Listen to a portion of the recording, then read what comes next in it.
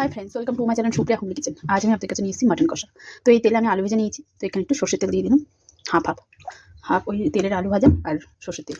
দেখুন 1 kilo mutton আছে। এখানে আমি পেঁয়াজ টমেটো কেটে রেখেছি, আলুটা ভেজে রেখেছি, আর এখানে গোটা মশলাগুলো দিয়ে দিই। তো প্রথমে একটা এলাচ দিলাম, বড় এলাচ, দালচিনি, এলাচ, লবঙ্গ দিয়ে দিলাম, দুটো তেজপাতা দিয়ে দিলাম।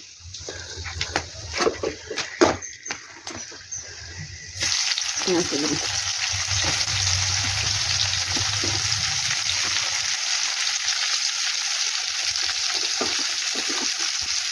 তো পেঁয়াজটা ভেজে ভালো করে ফিরছি।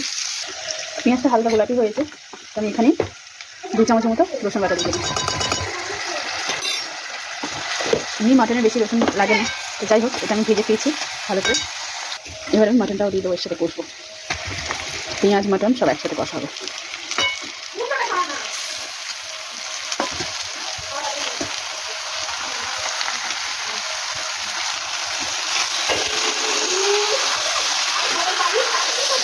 নাড়াচাড়া করে কষিয়ে নিয়ে ফিরছি। সামনে করে নিয়ে দিলাম।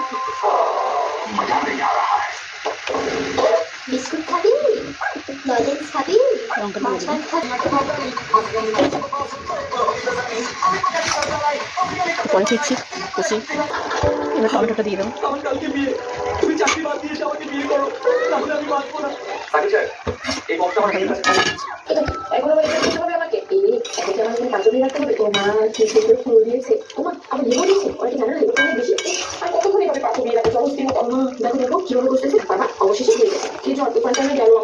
এখন আমার এখানে হাত দিয়ে বসে থাকতে হবে। দেখো এখানেও আবার লিখে দিচ্ছে, ওদের কি লেবুর উপর না দেওয়া নেই, লেবুকে না খেয়ে ফেলি। ওমা দেখে ফেলো না তো আবার। আচ্ছা তাহলে কি নামটা জানি কি দেখি তো। সরি না পরিষ্কার কি কিন্তু নাই কানে না আর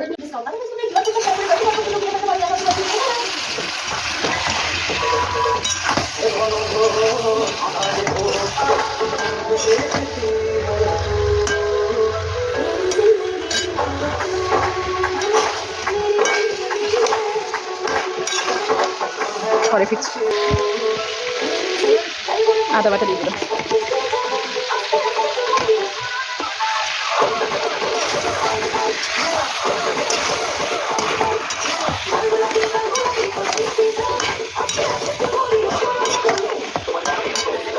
আলুগুলো দিয়ে দিলাম।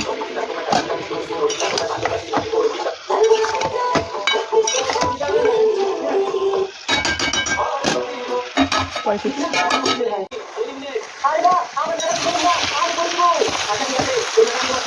এবার এটা ছাড়ে দেবো।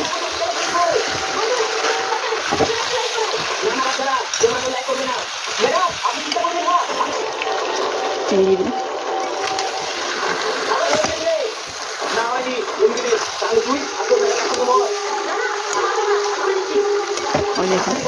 যাই হোক ছাড়ে দিয়ে আমি ফিরছি। তো এবারে গরম মশলা দিয়ে দিলাম,